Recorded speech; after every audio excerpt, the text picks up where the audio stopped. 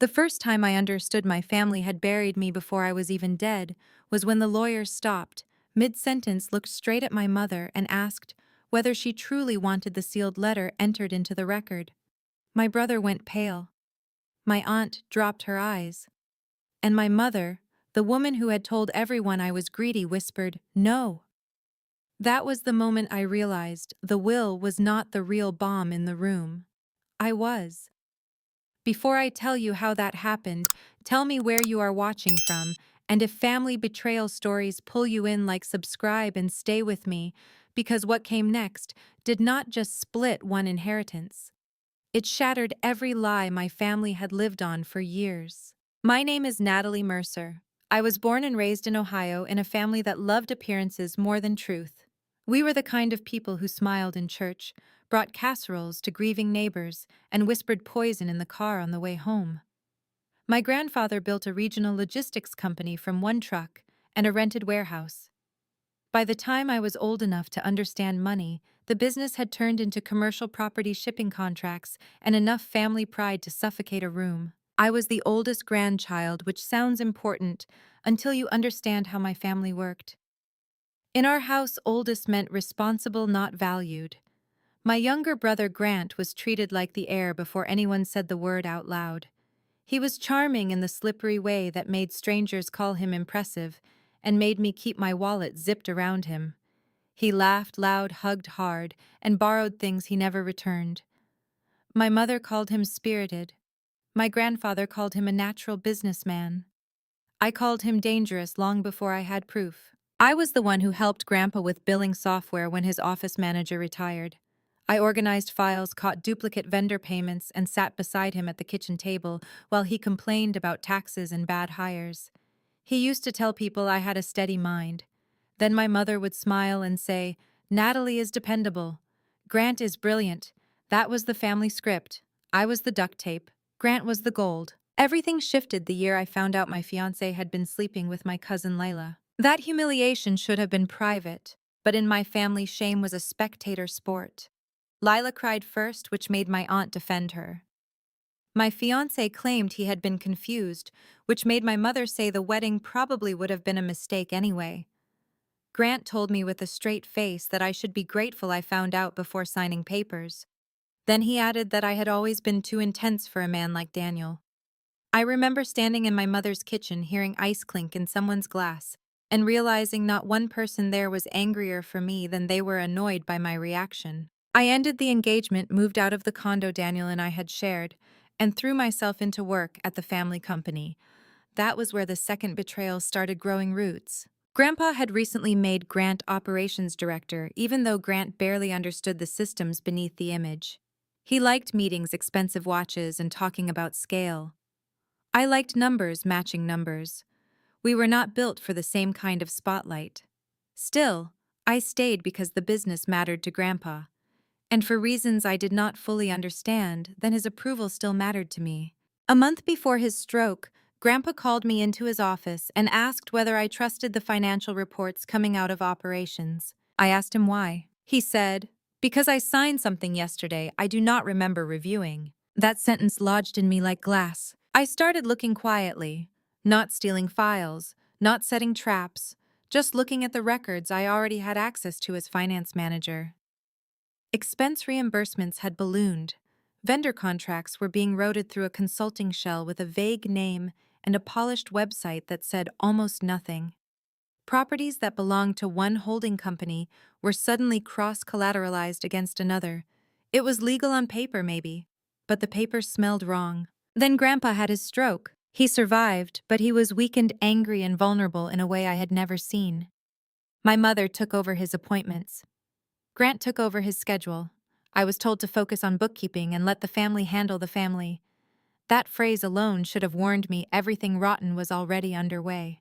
By the time Grandpa died 8 months later, I had stopped being treated like a granddaughter and started being handled like a problem. At the funeral, people hugged me because I looked composed. That was always my curse. If I did not sob publicly, my family decided I was cold. If I asked practical questions, I was accused of circling money before the body was in the ground. My mother barely met my eyes. Grant stood beside her like a grieving son in a black suit, accepting condolences from people who had no idea he had been moving assets for months. And when the call came for the reading of the will, I still thought the worst thing waiting for me was exclusion. I had no idea the room was about to crack open around a secret my family had spent years protecting from me. The will reading took place in a downtown law office with thick beige carpet, bitter coffee, and a silence so tight it felt staged. Mr. Holloway, my grandfather's attorney, had known our family for decades. He was one of those careful men who folded every sentence before speaking it. My mother sat closest to him, back straight, pearls at her throat, one hand resting on a leather folder she had brought for no reason other than performance. Grant leaned beside her in a navy suit, ankle over knee, pretending to be relaxed. My Aunt Denise sat near the window. Cousin Lila looked nervous enough to chew through her lipstick. I took the chair farthest from my mother because grief had already curdled into something less forgivable. Mr. Holloway began with the personal items: jewelry, a vintage watch collection, my grandfather's war letters, the lake cabin. Then he moved to the corporate interests. Grant was given a controlling role in the operating company, subject to board review. My mother received a life estate in the family home and a discretionary trust. My Aunt Denise got income from 2 rental properties. Then he paused before my name. I received a fixed cash amount that sounded large to outsiders and insulting to anyone who understood the company books. It was the kind of number meant to make a person look ungrateful for objecting. There was no board seat, no property share, no voting interest, no acknowledgement of the years I had spent inside the business. It was not a gift. It was hush money dressed as inheritance. My mother did not look at me. Grant did. He had the smallest smile in the world, the kind that only exists to be denied later. I asked Mr. Holloway whether there was an explanation attached. My mother answered before he could. Your grandfather wanted peace. That sentence almost made me laugh. Peace in my family always meant silence from the person being wronged. Then Mr. Holloway mentioned there was a sealed memorandum in Grandpa's estate file, handwritten and dated 3 weeks before his stroke. He said it was not dispositive, but could clarify intent.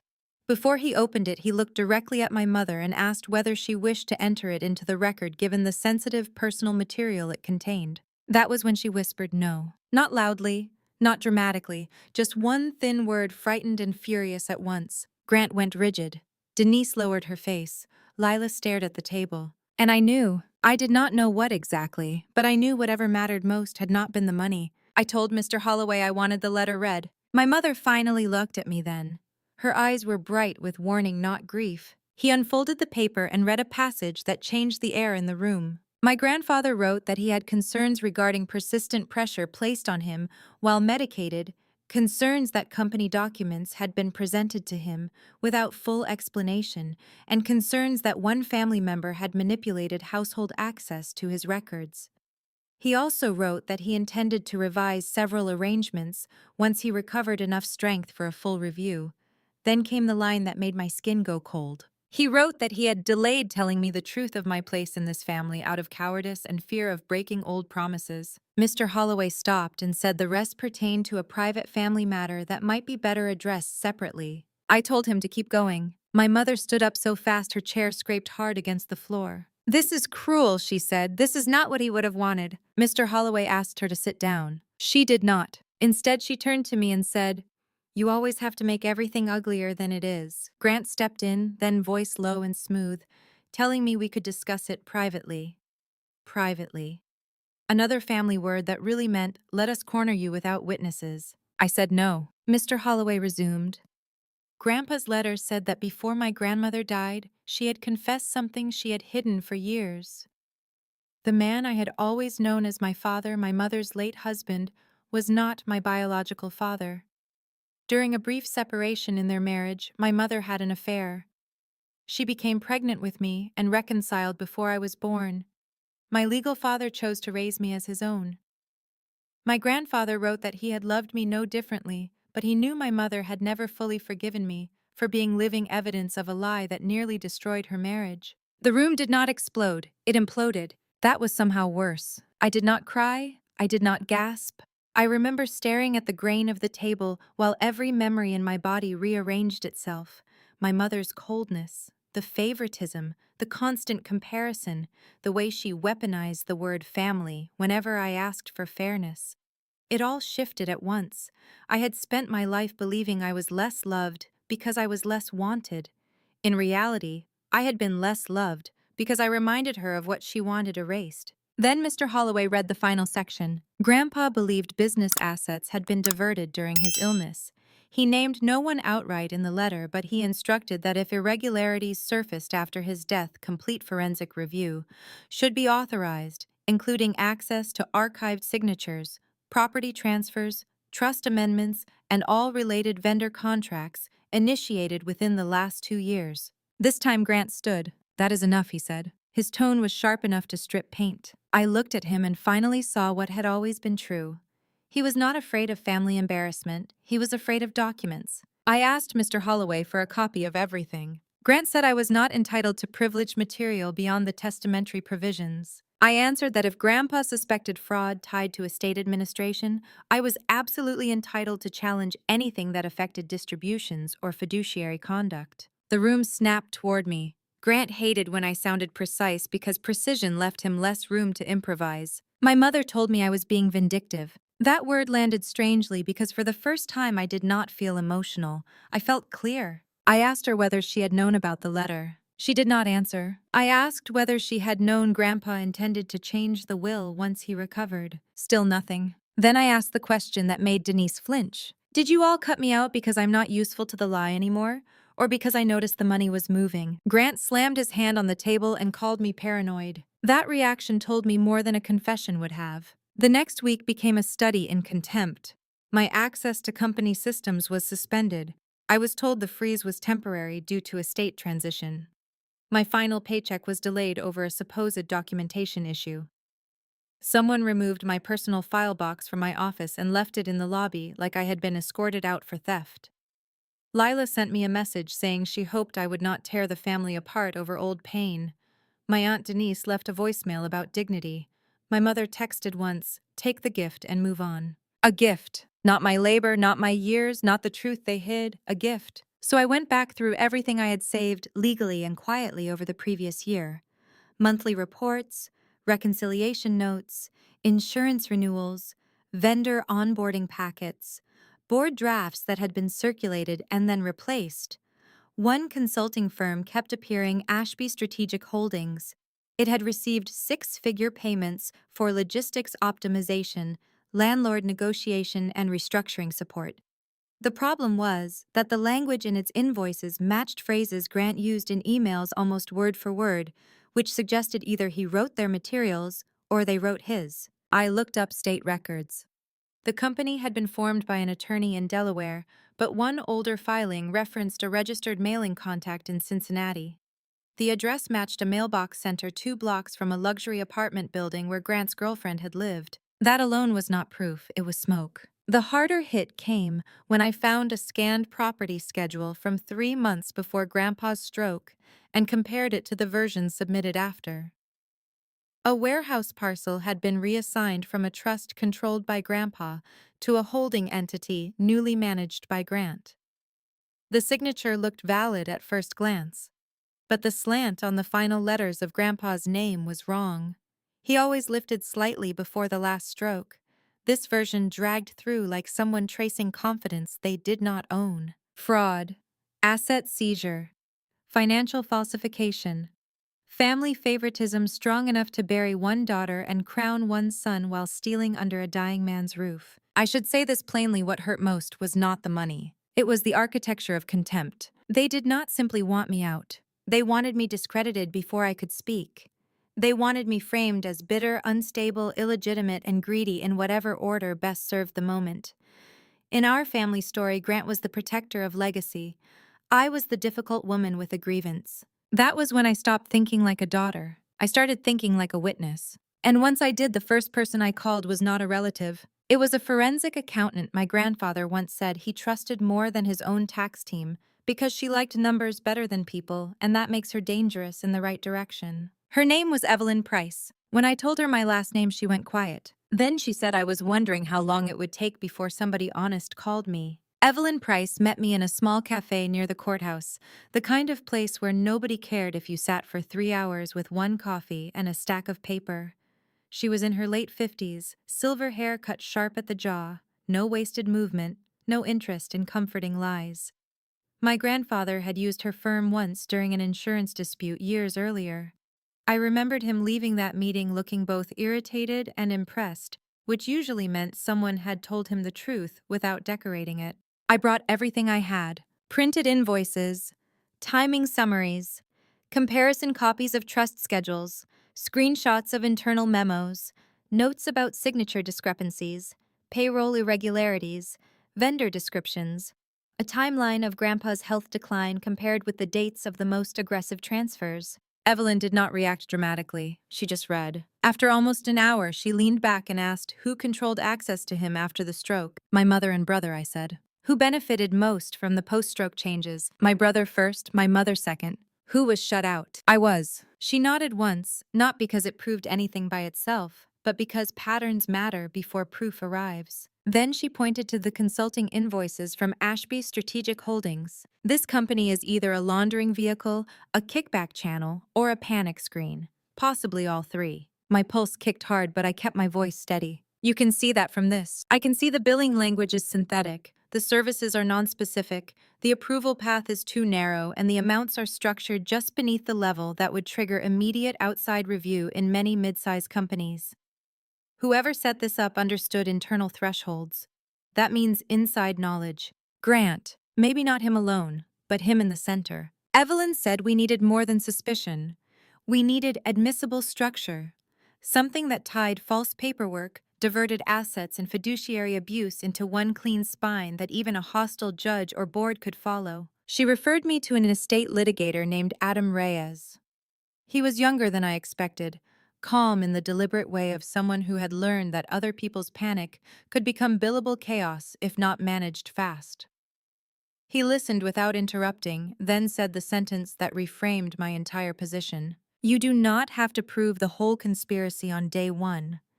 You need enough credible evidence to stop further damage, preserve records, and force disclosure. That became our strategy. We filed a petition challenging the estate administration requesting preservation of all financial records, communications related to late-stage asset transfers, and a forensic review of disputed transactions executed during Grandpa's medical incapacity.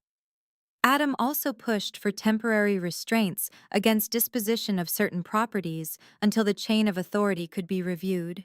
It was not a flashy move. It was a locking move. Shut the exits before the thieves notice the windows are gone. The family responded exactly as I expected and somehow worse. My mother called me cruel. Grant called me unstable in filings so polished they had clearly been ghosted by counsel who specialized in making women sound hysterical without using the word. Denise submitted an affidavit describing me as emotionally volatile since my broken engagement, as if betrayal by a fiancé and cousin somehow made forged signatures more legal. Lila unbelievably provided a statement claiming I had long been resentful of Grant's role in the company and had threatened to destroy him when Grandpa favored him in succession planning. That one almost impressed me. It took nerve for a woman who slept with my fiancé to speak on my moral instability. Still, their response handed us something useful. They were coordinating too tightly. Same themes, same phrasing, same effort to make motive the story instead of documents. Innocent people deny facts. Guilty people usually attack the narrator. The first breakthrough came from a source none of us had predicted. A paralegal in Mr. Holloway's office contacted Adam confidentially after hours. She had worked there 7 years and said that during Grandpa's recovery period, my mother had come in twice without appointment, insisting on private access to documents that were not yet finalized.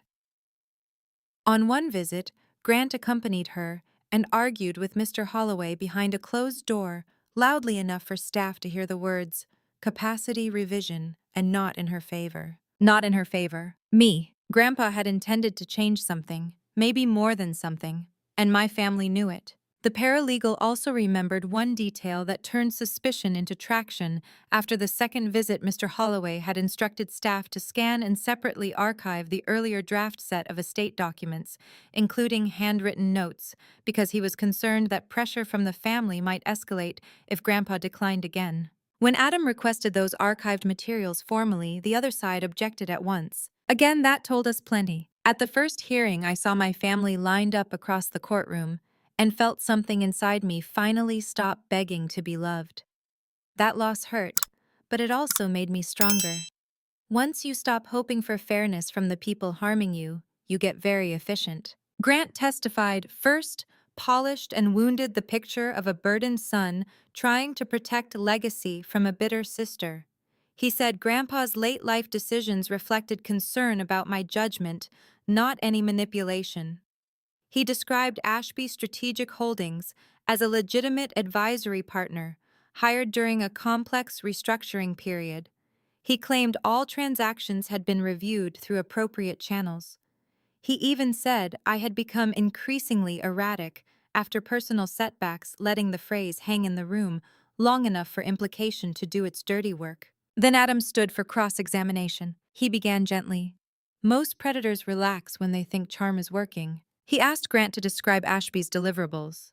Grant spoke in polished mush about vendor harmonization, footprint optimization, and strategic realignment. Adam handed him 3 invoices and asked him to identify the lead consultant who performed the work. Grant named a man called Paul Renner. Adam then produced state registration records showing Paul Renner had died almost 2 years before the first invoice date. The courtroom changed shape. Grant blinked once, then said there must be some mistake. Adam agreed there might be.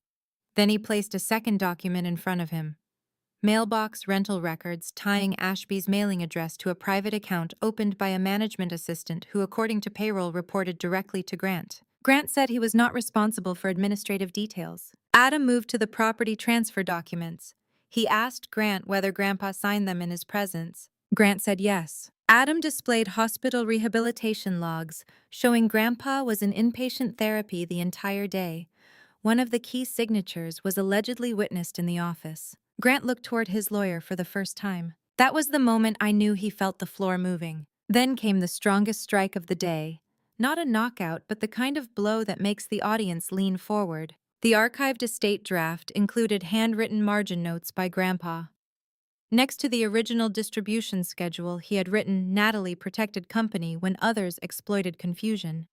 Rebalance voting control, review grant transactions, speak truth before death. Speak truth before death. My mother stared at the table as those words were read aloud. She had spent my life policing the family version of events, and now the dead man she used as a shield was speaking over her from the margin of a legal draft. Adam did not stop there. He asked whether my mother knew of Grandpa's plan to revisit the will. She claimed she did not.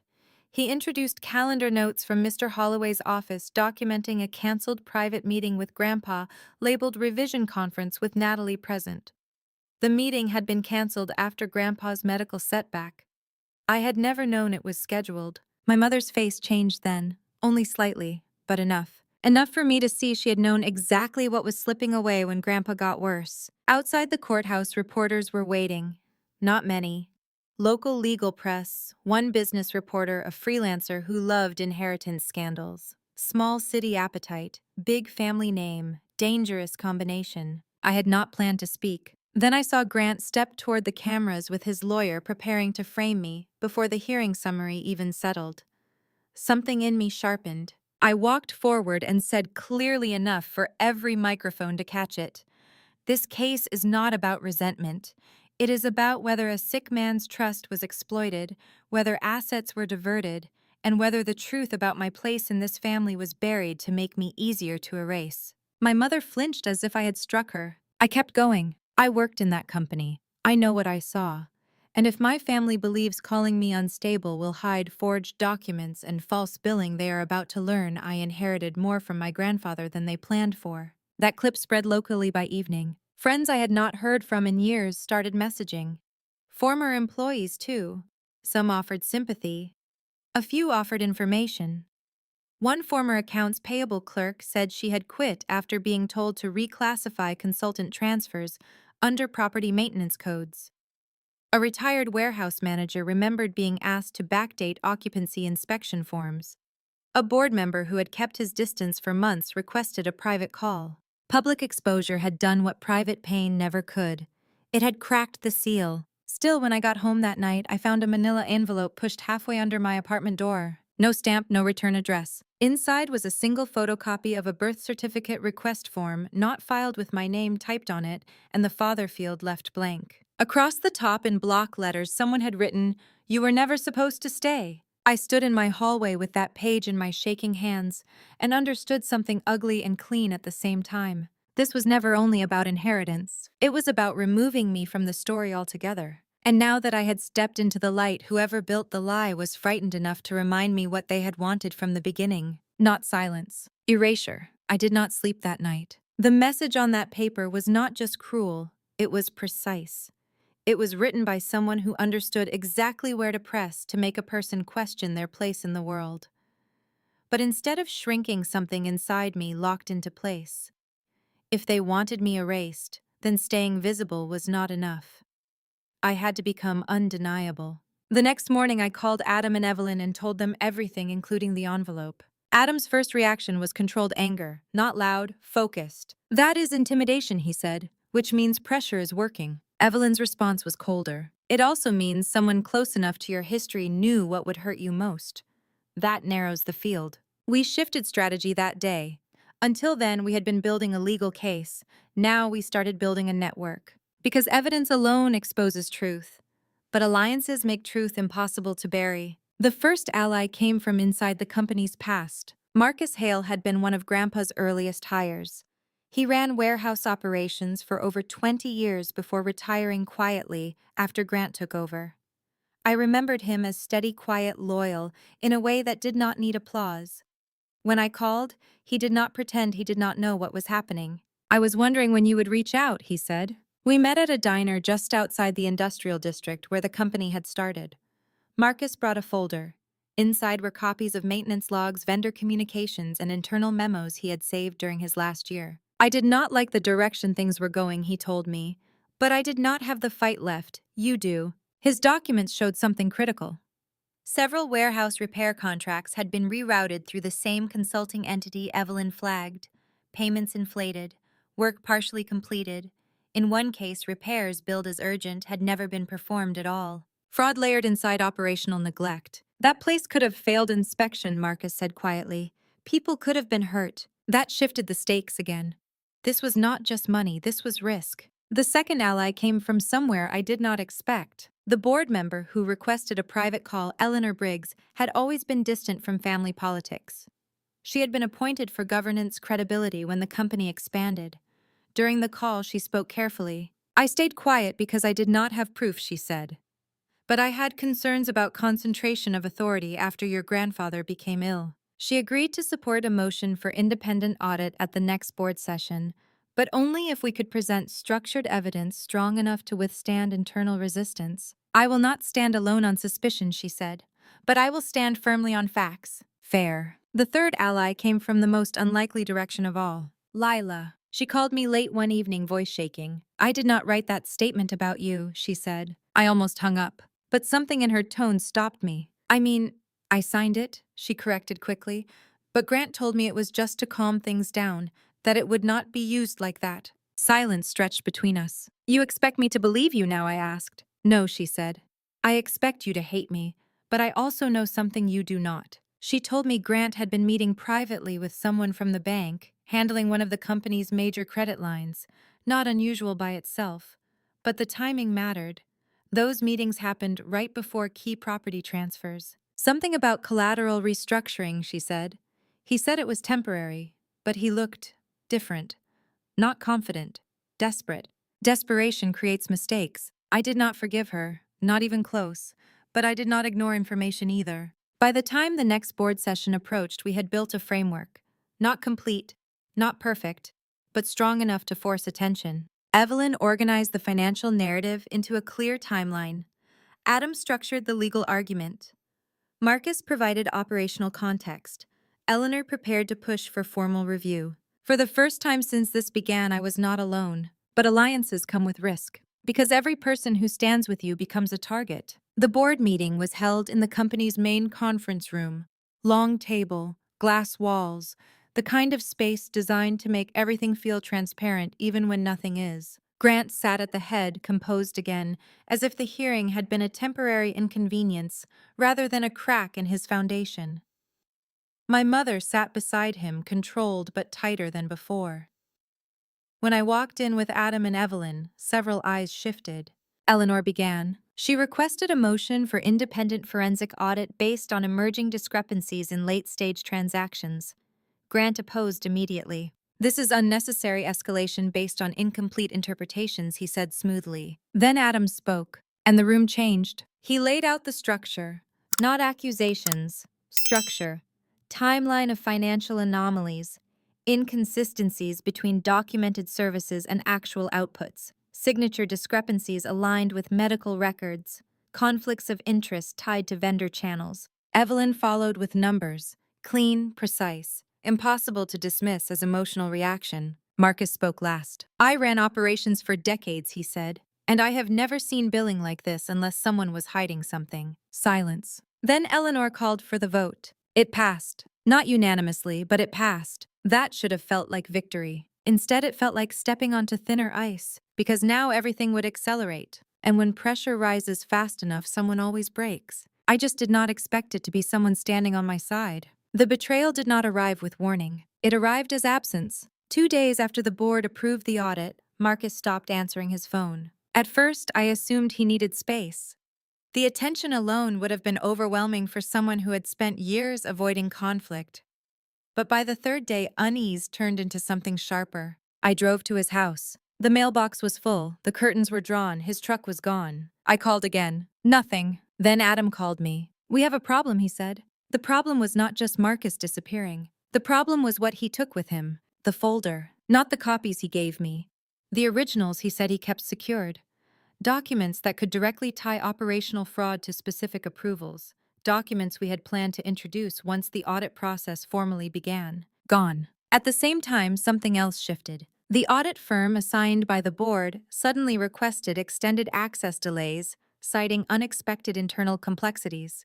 That language was vague enough to hide anything. Evelyn did not buy it. They are being slowed down, she said, or influenced. Then came the blow that landed hardest. Leela called again. Only this time her voice was not shaking. It was cold. I think you should stop, she said. I felt my stomach drop. What did you do? I asked quietly. She exhaled. I helped you because I thought Grant was going too far. But you are not stopping.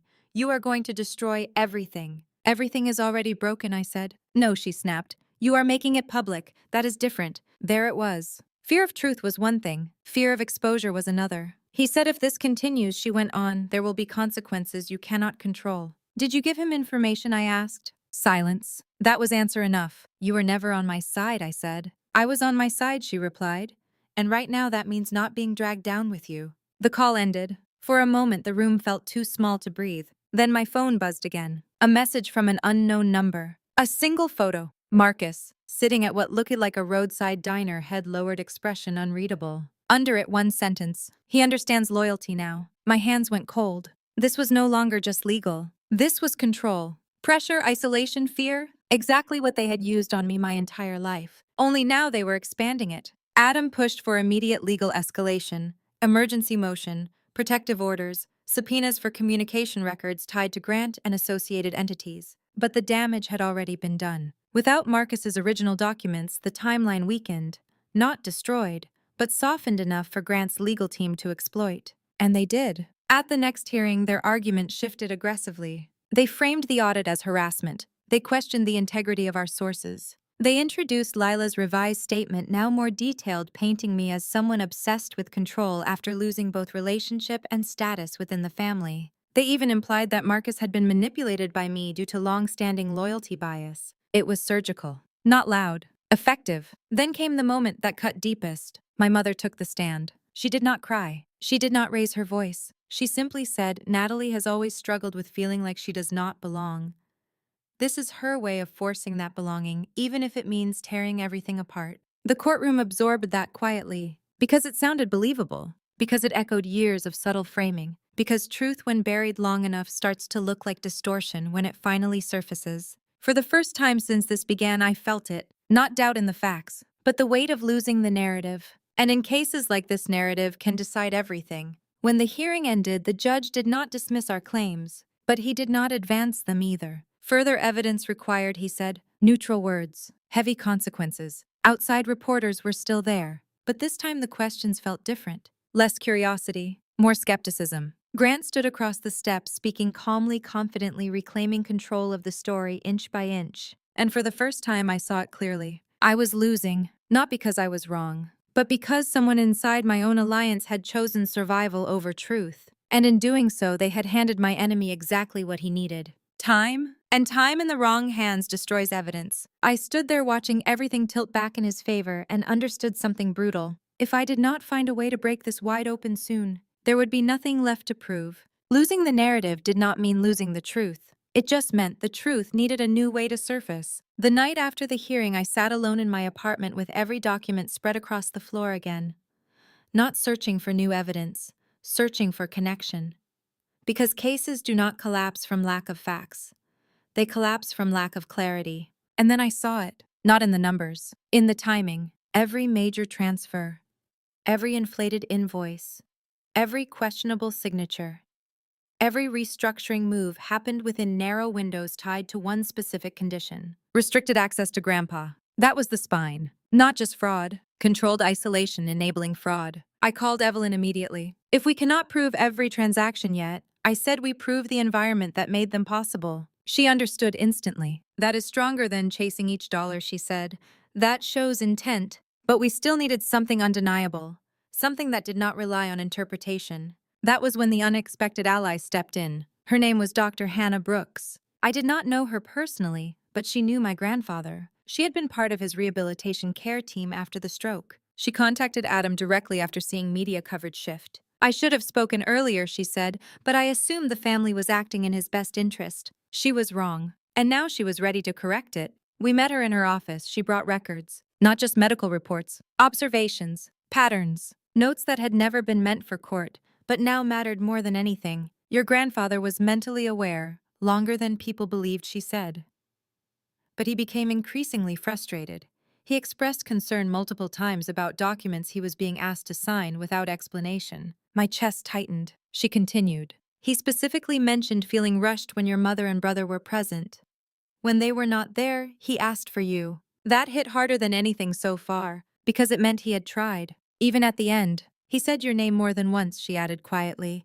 But I was told you were unavailable. I closed my eyes. Unavailable. That word had been used to erase me from moments I never even knew existed. Dr. Brooks then handed over something that changed everything. Recorded session notes. Time-stamped. Documenting cognitive clarity. Documenting expressed concern. Documenting external pressure. And most importantly, documenting inconsistency between his stated understanding and the documents he had signed. This was not just suspicion anymore. This was evidence of manipulation. Evelyn built the connection. Medical capacity windows versus transaction timing. Every questionable signature aligned with periods of reduced oversight, restricted communication, and documented confusion induced by external pressure. Adam moved fast. Emergency motion. Supplemental filing. Direct challenge to the validity of multiple transactions based on compromised consent. This time the court responded differently. Because this time it was not just numbers. It was a human story backed by professional records.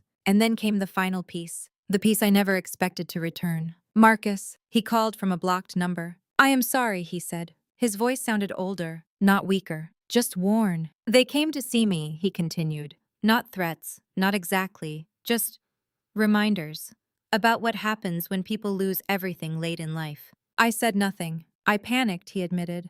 I thought if I stepped away it would calm down. It did not, I said. No, he replied. It got worse. Then he said the words that shifted the ground back under my feet. I did not destroy the originals. Silence. I hid them, he said, and I recorded the conversation when they came to see me. My heart started pounding. Who, I asked. Another pause. Then clearly. Grant. Everything snapped into focus. Marcus sent the files to Adam within the hour. Audio recording. Clear, unfiltered. Grant's voice. Not polished. Not controlled, impatient, pressuring, slipping between reassurance and warning. Talking about exposure, talking about consequences, talking about how family matters should stay contained. Contained, just like they had tried to contain me. The documents matched everything. Approval chains, fabricated authorizations, direct links between shell structures and internal decision-making. No more gaps, no more assumptions, just truth. The final hearing was not dramatic. It did not need to be, because by then the outcome was already written. Adam presented the structure. Evelyn presented the financial trail. Dr. Brooks' records established compromised capacity. Marcus's recording removed all doubt. Grant did not look at me once during the entire proceeding. My mother did. For the first time, there was no control in her expression. Only something raw. Not regret, not fully, but recognition that the version of reality she had built could no longer hold. And when the ruling came, it was clean. Transactions voided, audit enforced, control removed, further investigation ordered. Justice did not arrive loudly. It arrived precisely, and it was enough. The collapse did not happen in one moment. It happened in layers. First came the business. Control was stripped from Grant immediately. Interim management took over under court supervision. The audit findings expanded beyond what we initially uncovered. What started as manipulation revealed a pattern of systematic exploitation. Not just internal. External partners were pulled into review. Contracts unraveled.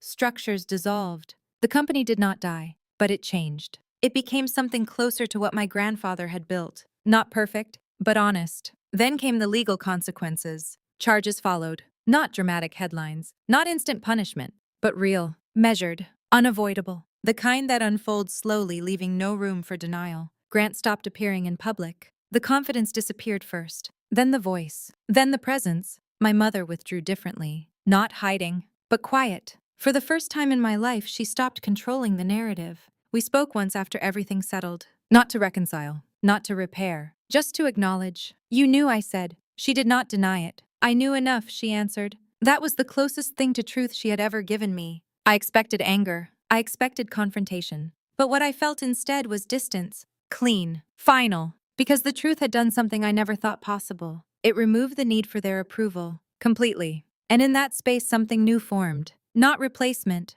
Not revenge. Something better. Choice. Marcus stayed in my life. Not out of guilt. Out of respect rebuilt honestly. Evelyn remained exactly who she was. Sharp. Uncompromising. The kind of person you trust because she does not need you to like her. Adam became more than legal counsel. He became someone who understood what it meant to stand in truth when everything around you tries to rewrite it. And for the first time, I understood something my grandfather had tried to show me long before any of this began. Family is not proven by blood. It is proven by who stands still when truth becomes inconvenient. The sealed letter that started everything was finally entered fully into record. Not because we needed it anymore, but because it mattered. Because truth deserves to exist without permission. And me, I was never erased. I was hidden. And then I chose to be seen. If you have ever been told to stay quiet to protect people who would not protect you, if you have ever been made to feel like the problem for noticing something wrong, I want to ask you something. Would you have walked away? Or would you have done what I did? Tell me in the comments. And if this story stayed with you, if it made you feel something real about justice, about family, about truth, like the video, subscribe. Share it with someone who needs to hear that silence is not loyalty. Thank you for listening to my story. And wherever you are in your own life, I hope you choose truth, because in the end, truth always chooses you back.